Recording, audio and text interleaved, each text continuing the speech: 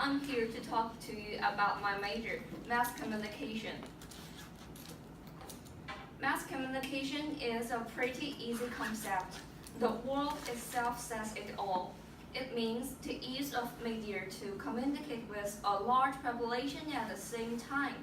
The media can be anything: your daily conversation, that speech, the print media, your voice alone.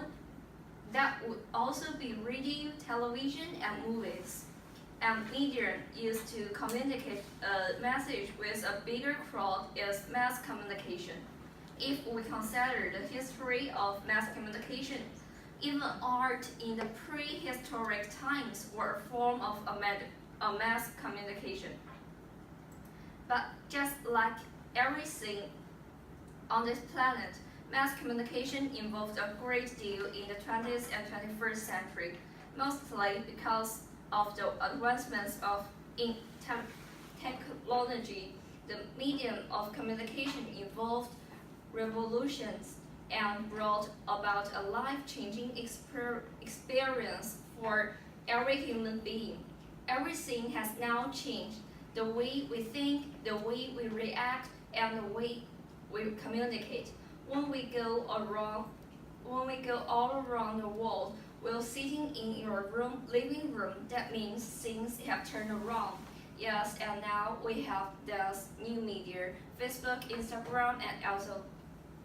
So broadly speaking, mass communication has 4 subcategories: advertising, broadcasting, journalism, and public relations. Firstly, is advertising. Advertising basically involves endorsing and selling a product. Every little video that keeps you hooked in the intervals between your favorite television shows is advertising. With evolution of digital platforms, the world of advertising has changed, but TV still continues to be the most invested medium.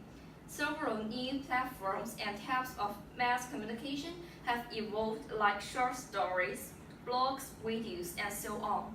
Because of social media platforms, the advertising now happens every day and every minute. Secondly is broadcasting. This is what you probably get scored for the most after video games. The television, films, and radio. Whether it's your favorite cartoon, reality show like Running Man, or the movies Spider-Man, all of it comes under broadcasting. A single source broadcasts its message on a communication medium to reach masses. Thirdly, is journalism. Let me give you an example. The World Trade Center was attacked by terrorists. If newspaper and the journalists were not there, we would have been completely ignorant about such a huge crisis.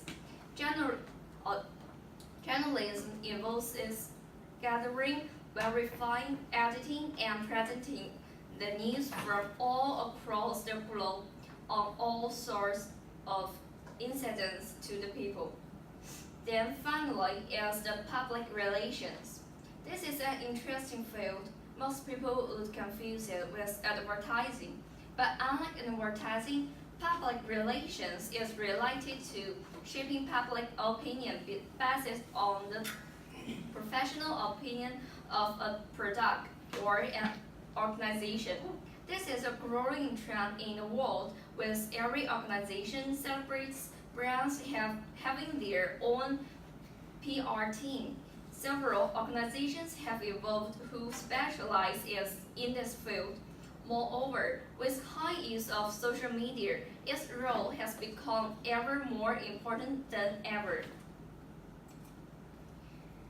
Mass communication is a great career option for creative individuals who want to not just acknowledge their skills, but use it as a power to influence the masses with their work. It gives us the satisfaction of making a difference with our work that most of us are so desire to achieve. Advertising, journalism, broadcasting, and public relations are the broader categories, but mass communication is a very vast field and we can be this all of things. And there is a moral obligation for news articles, investigations, and feature stories to all approach their subject in an ethical way. The angle must usually be delicate, not exultatory or unethical. Especially when dealing with that, the angle has to be sought out and direct to the point that they wish to make. They have to enlighten the public but not often or force a particular will onto the reader. News that is insensitive or too controversial can harm the audience as well as the author of the text. One of troubled photographer, Kevin Carter, is a well-known example of the photojournalist that comes into controversy with an unethical photograph.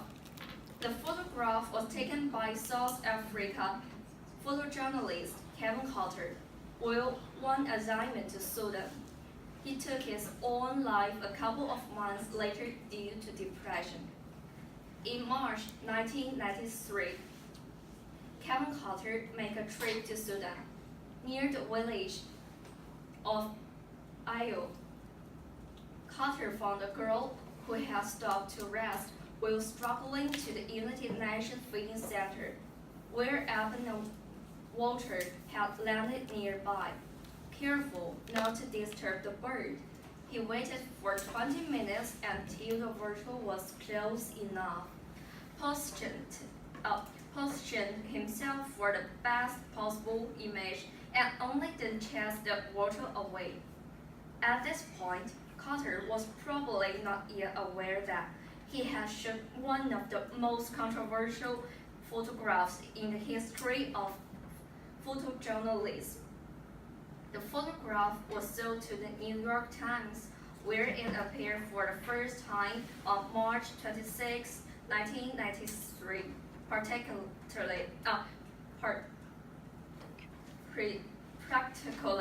overnight, hundreds of people contacted the newspaper to ask whether the child has survived, leading the newspaper to run a special editor's note saying the girl had enough strength to walk away from the vulture, but that her ultimate fate was unknown.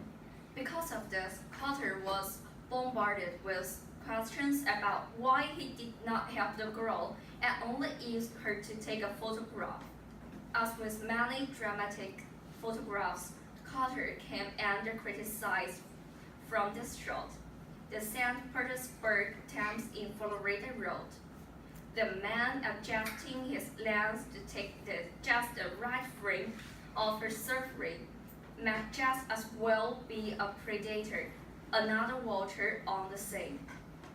The attitude that public opinion condemned was not only that of taking the picture instead of chasing the vulture immediately away, but also the fact that he did not help the girl afterwards. As Carter explained later, leaving her in such a weak condition to continue the march by herself towards the feeding center. However, Carter was walking in a time when photojournalists were told not to touch female victims for fear of spreading disease. Carter estimated that there were 20 people per hour dying at the food center. The child was not unique. Regardless, Carter often expressed regret that he had not done anything to help the girl, even though there was not much that he could have done. In 1994, Kevin Carter won the Pulitzer Prize for the disturbing photograph of a Sudanese child being stalked by a vulture. That same year, Kevin Carter committed suicide. That is all my presentation. Thank you for your attention.